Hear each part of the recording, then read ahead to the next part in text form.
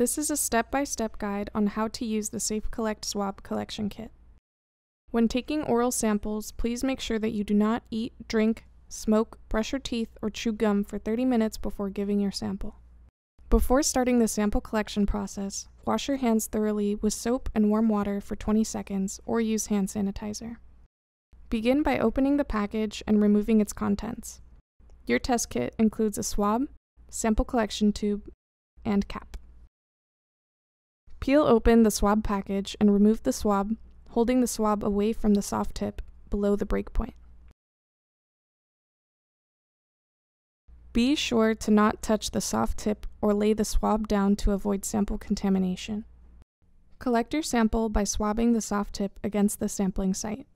Depending on the requested test, samples can be taken from surfaces, inner cheek, nasal, throat, skin, feces, and more. For nasal sampling, the swab should not go further than 1 inch into the nose. Once you are done collecting the sample, hold the collection tube upright and insert the swab with the soft tip facing down. Apply downward pressure to pierce the foil safety seal. Double check to make sure the soft tip of the swab is fully submerged in the solution.